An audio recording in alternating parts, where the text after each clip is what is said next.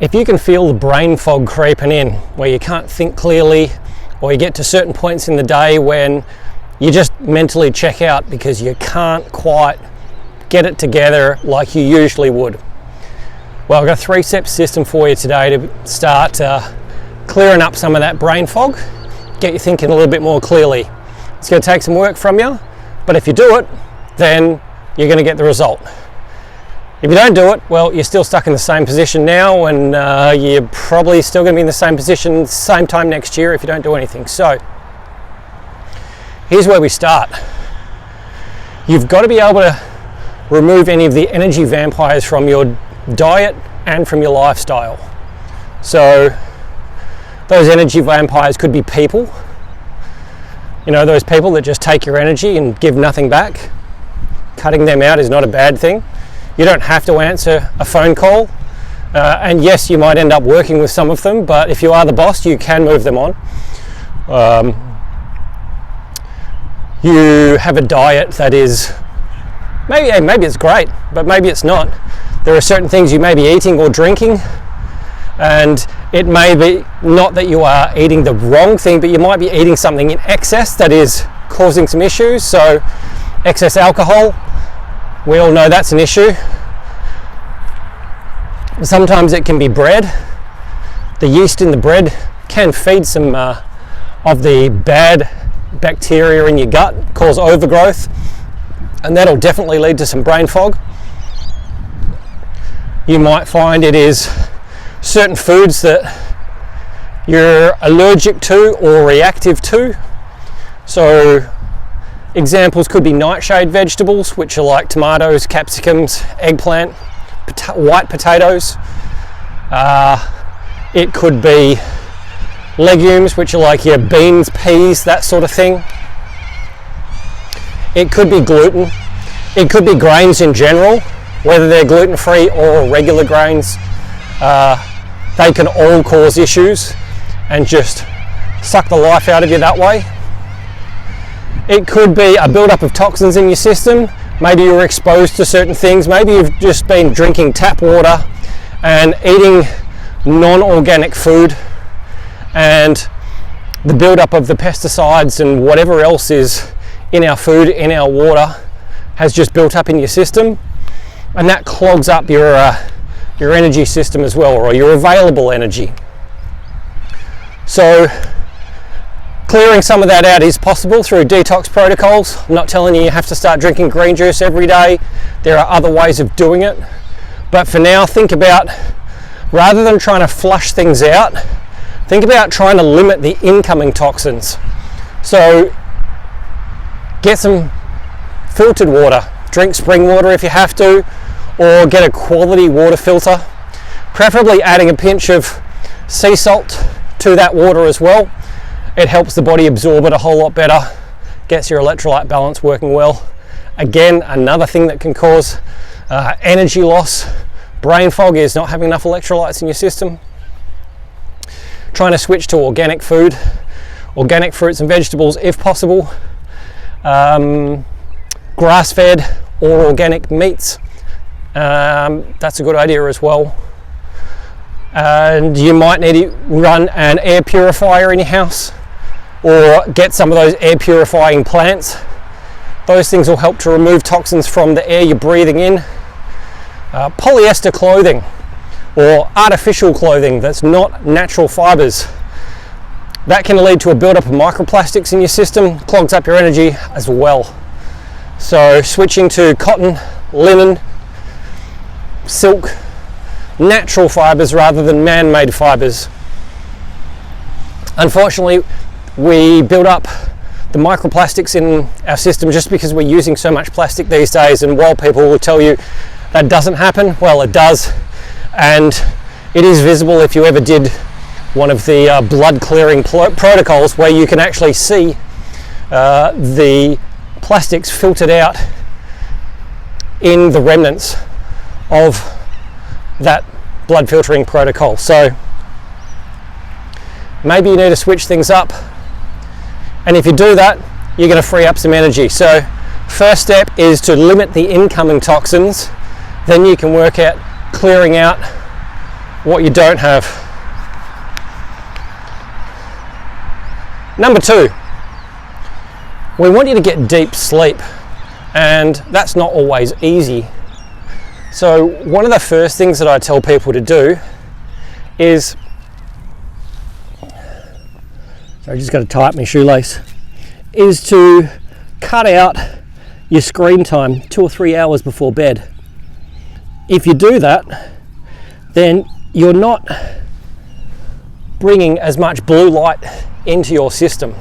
Now the blue light is very stimulating, and if you are using a computer, if you're using your phone quite a lot throughout the day, then you are taking a lot of that blue light into your system, and it stimulates you in a way that will impact sleep. So if you can go 2 to 3 hours before bed, where you switch off your devices, put your phone on flight mode, set the alarm, and put it out of sight, put it on charge, whatever you got to do, then that's going to allow you to sleep a whole lot better. Yes, you've got to try and not watch Netflix right up until you're ready to go to bed. You've got to resist the urge to check out whatever that YouTube thing is. You want to make sure that phone's away so you're not getting messages, work messages that stimulate you back into work mode and drag you back into that, because once you go into work mode, you go into an analytical state in your brain where you are now thinking deeply, and that is not conducive to good sleep.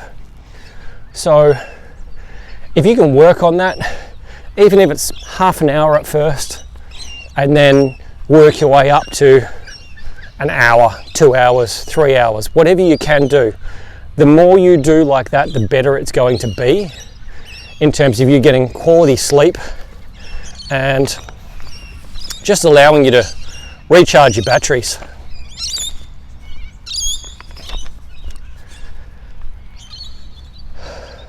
I still struggle with this one thing, and that's generally because I go to bed very early, but I find that I have to get my phone onto flight mode and on charge, away from me, so it's not sitting right next to me, so I'm not just reaching for it, because you know we have that automatic reflex where we just reach for it, we reach for it, we reach for it, we're not thinking about it.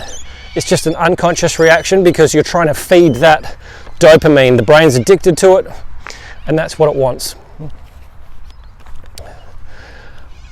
Step 3, you can do fasting. Now if you're doing intermittent fasting, that's one of those things that allows you to get your body running on ketones or fat stores, rather than just using whatever energy stores you have from food. If you can get used to that, you can start skipping breakfast.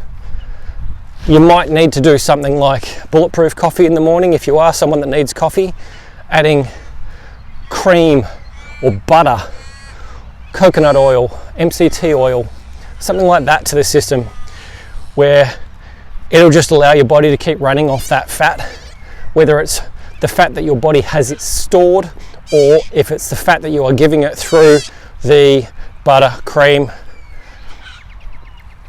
MCT oil, coconut oil, that sort of thing. It all helps. If your body can get more efficient at burning fat, you're not just burning fat, but you're running on different energy stores, and you're no longer thinking about food. Take that craving out, and all of a sudden your focus improves dramatically. And that's a huge deal, especially if you're running your own business. You've got to try and keep on top of a whole lot of things all at the same time. So what does this give you? It gives you an edge, because now you can think more clearly, which means you are sharper, faster to react. You can make better decisions. You find decision-making process is much easier. And sometimes you only have a very short time frame to make a decision, because that opportunity is there and it might be gone very, very quickly.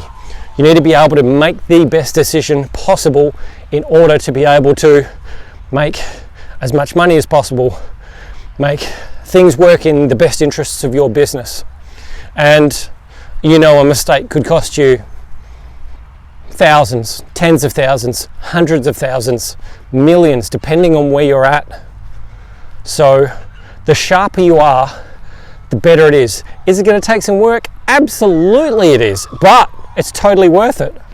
You think about it in terms of money, and imagine if it's $1 million on the table, and that's $1 million in your pocket, or $1 million still in somebody else's pocket. Which one will you want? What's that worth to you? Is it worth doing the work, or are you comfortable missing out on that $1 million for yourself and just continuing on with the lifestyle that you already live? Sure, it takes some work to make changes with this, but remember, if you're over 40, the risk of something happen to you is so high that it's not a matter of if, it's more a matter of when and what. So the healthier you are, the more proactive you are right now, the less likely you are to get hit with something that is catastrophic. I mean, think about it in terms of, you have a heart attack and now you can't work for, I don't know, 2, 3, 4 months. Maybe you can get back to work at the same capacity, maybe you can't. Maybe you have something happen that is even more severe, and that leaves you in a state where you can't go back to the job you're at right now. It's all done. Maybe you can sell the business, but maybe you are the business, and maybe that option is gone, and you just have to close things up and find some way to be able to do that. Now, I'm not talking theoreticals here. I've been through this. I got chronic fatigue and I lost my business, my house, my friends, my social life, all of it. Could not function anymore, could not contribute, and you know, you'll spend all of your money trying to buy your health back. I'm out of pocket $250,000 so far, and in terms of lost income, probably somewhere between $1 and $3 million. It could well be more than that. And a lot of people might say, oh, you know, that's an exaggeration, but it's been 16 years. So that's lost investment income, that's lost business revenue, that's lost business growth. It's my reality, and I don't want it to be your reality. So my lifestyle now is very different to what it used to be, and the discipline that I have now is much greater than it used to be, because I don't want to just settle for life being a sick person. I want my second half to be stronger than my first half. I want to be in a position where I am living and enjoying life rather than just dealing with the status quo of what everybody expects. So what does that mean to you? What do you got to do? Does that mean you have to get everything perfect? Does that mean you have to, oh, bloody flies, live on a diet of raw food, eating tofu and vegetables for the rest of your life? No, you just have to get things a whole lot better than they are now, and you just really need to get started. It doesn't have to be perfect, it just needs to be improved. So if you can get things a little bit better with your food, you can get things a little bit better with your current lifestyle. Maybe you need to cut back your alcohol consumption, maybe you need to change who you're spending your time with. Get a little bit more disciplined with how you get ready for sleep at night. Improve the quality of your sleep. Improve the quality of your sleep environment. All of these things have a massive, exponentially built up effect. Because if you do multiple things over the course of, say, 12 weeks, by the end of 12 weeks, you're in a very different position. Your body feels different, you sleep different, probably less aches and pains, more energy. And it's not theoreticals. This is fact, but you got to do the work. So I encourage you to do the work. Sometimes it's just a matter of doing the minimums, and the minimums will get you across the line. At least they'll get you started. And the thing is, even if you just do something now, you're going to be in a better position now in, say, 12 weeks time than you were right now. Things will have improved. And as you improve, as you feel better, you're more motivated to do something else about it. So get started. There's plenty of free information in my school group, including a bunch of quick resets, a 7-day reset, a 14-day reset, that just help you get started with this process. So join the group, click the link, start the process, and let's get you on a healthier, happier trajectory where you got more energy and you can think way more clearly. Make sure you can keep those $1 million deals in your hands and not in the hands of somebody else. Talk again soon. Okay.